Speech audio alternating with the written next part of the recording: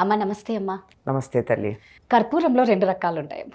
పచ్చ కర్పూరం, మామూలు కర్పూరం. కానీ ఈ పచ్చ కర్పూరం వాసన మాత్రం చాలా గుమాలిస్తూ ఉంటుంది. చాలా పవిత్రమైంది అంటారు. ఈ పచ్చ కర్పూరంకి, మామూలు కర్పూరంకి ఏంటమ్మా తేడా? పచ్చకర్పూరం పూర్తిగా చెట్టు నుంచి వచ్చేదమ్మా. మామూలు కర్పూరం కూడా చెట్టు నుంచే వస్తుంది, కానీ ఇంకా రసాయనాలతో కూడా తయారయ్యేటటువంటిది ఉంది దాంట్లో. ఈ రెండింటికి ఉన్న తేడా ఏమిటంటే పచ్చకర్పూరం మంచులాగా మెలమెల దగదగగా మెరిసిపోతూ ఉంటుంది. మనం కర్పూరపు బిళ్ళలు చేసుకునేటప్పటికల్లా అందులో కొద్దిగా వ్యాక్స్ కలిపేటప్పటికి అది ఆ రంగు ఉండదు, కానీ ముద్ద కర్పూరంగా కనుక తీసుకున్నట్టే మెరుస్తూ కనపడుతూ ఉంటుంది. ఇది హారతి ఇస్తారు కనుక దీనికి హారతి కర్పూరం అంటూ ఉంటాం. ఇది పచ్చకర్పూరం అన్నది చాలా విలువైనటువంటిది, ఖరీదు కూడా ఎక్కువ. ఇది పచ్చకర్పూరం మామూలు కర్పూరం లాగా దగదగా మెరవదు, కొంచెం ఒపేక్ అంటారు. అంటే దాని నుంచి ఇలా చూస్తూ ఉంటే ఒకవైపు నుంచే కనపడుతుంది. మరి గ్లాసెస్ ఉంటాయి చూడమ్మా, అద్దాలు. కొన్ని అద్దాల్లో ఇటు అటు తేడా లేకుండా ఇట అట అన్నట్టు ఒకే అద్దం లేనట్టు కనపడేది కాకుండా ఇటు నుంచి చూస్తే బయట ఉండే వాళ్ళకి లోపల వాళ్ళు కనపడరు, కానీ లోపల వాళ్ళకి బయట వాళ్ళు కనపడతారు, అట్లా అన్నమాట. అట్లా కొద్దిగా ట్రాన్స్పరెన్సీ తక్కువ ఉండేటట్టుగా ఉంటుంది. ఇది ఫ్లేక్స్గా బిళ్ళలుగా ఉంటుంది సహజంగానే. కొంచెం అచ్చమైన తెలుపు కాకుండా కొద్ది అందులో ఆఫ్ వైట్ అంటామే, కొద్ది పసుపు కలిపితే తెలుపులో ఎట్లా ఉంటుందో అట్లా ఉంటుంది. ఇది అలా పెట్టినట్టయితే ఆ కర్పూరం ఈ కర్పూరం కూడా ఉత్పతనం చెందుతాయి. ఉత్పతనం చెందడం అంటే గాలికే అవి ఆవిరైపోతాయి. అవి నీరు కారవు, ఏమవుతాయో తెలియదు, కింద ఏమీ మిగలదు. అందుకే ఏదైనా అవశేషాలు లేకుండా పోతే ఏమంటే హారతి కర్పూరం లాగా హరించుకుపోయారు అంటారు. అంటే ఏమీ మిగలదు అసలు, కనీసం కింద ఇంత మసి కూడా మిగలకుండా ఉంటేనే అది నిజమైన కర్పూరం. మసి కట్టిందంటే అందులో మాలిన్యం ఉందని అర్థం. ఈ రెండింటికి ఆ లక్షణం ఉంది. ఈ పచ్చకర్పూరం మంచి పరిమళ ద్రవ్యంగా కూడా వాడతాం. మన మామూలు కర్పూరాన్ని దానికి వాడడం, హారతికి ఇస్తామే తప్ప తినడానికి వాడడం. పచ్చకర్పూరాన్ని లోపలికి తీసుకోవడానికి కూడా వాడతాం. ఎలాగా అంటే ఇంట్లో ఏదైనా మనం తీపి పదార్థాలు కనుక చేసుకున్నట్టయితే అందులో తప్పనిసరిగా కొంచెం పచ్చకర్పూరం వేస్తాం. చేత్తో ఇలా నలిపితే మెత్తగా పొడుమైపోతుంది. ఆ పొడుమైపోయినప్పుడు ఆ పచ్చరంగు కూడా తెల్లగానే ఉంటుంది. అంటే దట్టంగా ఉంటే అట్లా ఉంటుందన్నమాట. దాన్ని అలా గనక వేసినట్టయితే సాధారణంగా దాన్ని ముందర వేడి చేయక్కర్లా, అంతా అయిపోయిన తర్వాత ఇంకా దింపబోయే ముందు వేస్తారు. ఆ గుమగుమలాడుతూ ఉంటుంది. గుమగుమలాడడంతో పాటు ఇది తిన్నదాన్ని తేలిగ్గా జీర్ణమయ్యేట్టు చేయగలుగుతుంది. దానితో పాటుగా తొందరగా పాడవకుండా నిలవ ఉండేట్టు చేయగలదు. పచ్చకర్పూరం కనుక వేసినట్టయితే దాంతో తయారు చేసినటువంటి తీపి పదార్థాలు, మిఠాయిలు ఏవైతే ఉన్నాయో ఇవి తొందరగా పాడవు. అందుకే తిరుపతి లడ్డూల్లో పచ్చకర్పూరం వేస్తారు. ఈ పచ్చకర్పూరం వేయడం వల్ల లడ్డు మనం తిరుపతిలో కొనుక్కుని 3 రోజులు 4 రోజులు ప్రయాణం చేసి ఇంటికి వచ్చాక అప్పటికి కూడా పాడవదు. బంధువులు ఎవరో వస్తారో అయిన వాళ్ళకి ప్రసాదం పెట్టాలి అనుకుంటే కూడా 4 రోజులు ఆపితే కూడా పాడవకుండా ఉండడానికి కారణం అందులో పచ్చకర్పూరం వేయడం. ఈ పచ్చకర్పూరం ఇంతగా నిలవ ఉంచేటటువంటి గుణం ఉంది. ఈ కారణంగా భగవద్రామానుజుల శరీరానికి 6 నెలలకు ఒకసారి పచ్చకర్పూరపు పూత పూస్తారు. ఇప్పటికీ ఉంది ఆయన శరీరం శ్రీరంగంలో. 6 నెలలకు ఒకసారి ఆ శరీరం మీద ఉన్న కర్పూరాన్ని తీసేసి పచ్చకర్పూరాన్ని మళ్ళీ కొత్తగా పూత పూస్తారు. అది పాడవకుండా ఉంటుంది.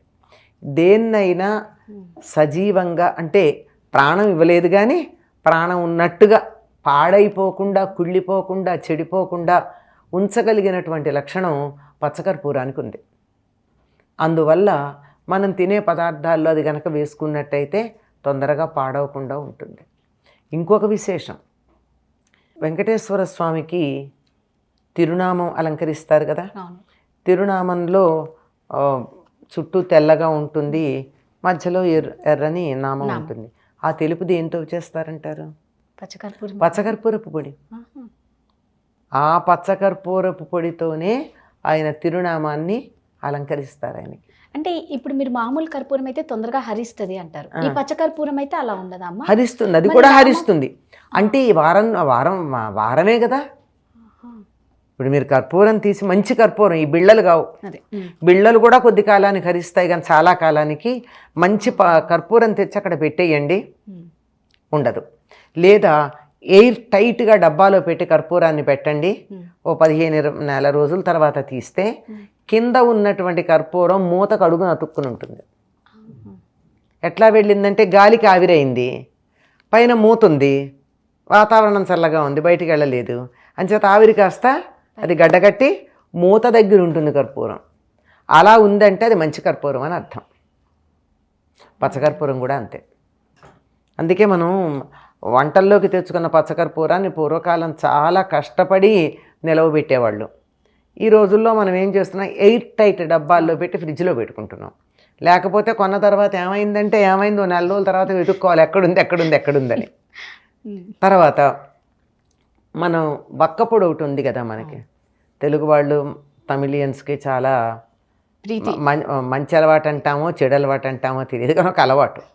అందులో కూడా సుగంధ ద్రవ్యాల్లో ప్రధానంగా వాడేది పచ్చకర్పూరం. తాంబూలంలో కూడా తప్పనిసరిగా పచ్చకర్పూరం వాడతారు. చిన్న పలుకు, ఈ పచ్చకర్పూరం పలుకు పుదీనా పువ్వు అని చెప్తాం, మింట్ అంటాం, క్రిస్టల్స్ ఉంటాయి అవి. ఆ మింట్ క్రిస్టల్ ఒకటి, ఈ పుదీనా పువ్వు అనేది మింట్ క్రిస్టల్. తర్వాత ఈ పచ్చకర్పూరం 2 కలిపి అరచేతులు వేసి ఇలా కలపండి, 2 కలిపి నీళ్ళు అయిపోతాయి. కొంచెం సేపటిగా నీళ్లు కూడా ఉండవు, అక్కడ ఆవిరైపోతాయి. బాగా తలనొప్పి ఉన్నటువంటి వాళ్ళకి పూర్వకాలం ఇళ్లల్లో అంతే చేసేవాళ్ళు. పచ్చకర్పూర పలుకు ఒకటి, ఈ పుదీనా పువ్వు పలుకు ఒకటి కలిపి అరచేతుల్లో ఇట్లా వేసుకుని ఈ 2 కణతలకి ఇలా అంటించేసి ఇంకా కావాలంటే కాసేపు ఇలా కూడా పెట్టి అంటే ఒక 5-10 నిమిషాల్లో తలనొప్పి తగ్గుతుంది. అమ్మంటే ఇది ఇప్పుడు మీరు అన్నారు కదా, మనం తిండిలో కూడా వేసుకోవచ్చు ఆహారం అంటే, దానికి ఒక మోతాదు అనేది ఉంటుందేమో. ఉండే వాళ్ళకి తెలుస్తుంది. మరీ ఎక్కువ వేస్తే ఘాటు ఎక్కువగా ఉంటుంది, ఎంత ఘాటున్నా వాసన అంతే ఉంటుంది.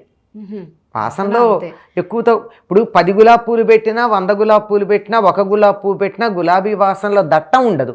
ఎక్కువ దూరం వ్యాపించడంలో తేడా ఉంటే ఉండాలి. కానీ 1 గులాబీ పువ్వు వాసన ఉంటే కొంచెం ఉండి, 2 గులాబీలు గట్టిగా ఉండి, 10 గులాబీలు ఉంటే మనం భరించలేనంత గులాబీ వాసన ఉంటుందని ఏం లేదు కదా, లేదు, అంతే లెక్క. అట్లా ఉంటుంది. ఈ ఒక్కపొడిలో కూడా తప్పనిసరిగా అన్ని రకాలైనటువంటి పదార్థాలు, అందులో సుగంధ ద్రవ్యాలు వేస్తారు కదా, యాలక్కాయలు, లవంగాలు, తర్వాత ఇంకా అనేక రకాలైన సుగంధ ద్రవ్యాలు ఉన్నాయి. కొన్నిటి పేర్లు మన వాళ్ళకి చాలామందికి తెలియని కూడా తెలియవు. జాజికాయ, జాపత్రి, ఒక ప్రత్యేకమైనటువంటి లవంగం వేరే ప్రత్యేకం, ఇలాంటివన్నీ కలిపి చక్కగా మంచి నేతిలో వేయించి వాటిని పొడుంచేసి ఆ పొడుము అలా ఉండగా ఈ పచ్చకర్పూరమును పుదీనా పువ్వు కలిసి నలిపేసి దాంట్లో కలిపేస్తారు. కలిపి అది ఒక పలుకుల్లో కలుపుతారు. ఇళ్లలో తయారు చేసుకునేవాళ్ళు పూర్వకాలం. ఇలా చేయడమే కాదు, అన్నం తిన్నాక తాంబూలం వేసుకునేటప్పుడు తప్పనిసరిగా పచ్చకర్పూరం వాడేవాళ్ళు. ఆకులు, చక్కని ఆకులు తెచ్చుకుని దాన్ని తుడిచి సున్నం రాచి, ఆ సున్నం రాచిన తర్వాత వక్కలు దాని మీద పెట్టుకుని ఆ వక్కలతో పాటు యాలక్కాయ, లవంగం, ఇలాంటివన్నీ, జాజికాయ, జాపత్రి, ఇంకా గులాబీ రేకలు, కాచు, ఇంకా చాలా పదార్థాలు, కస్తూరి, దాంతో పాటుగా కర్పూరం. వీటి పాళ్ళు తేడా ఉంటాయి.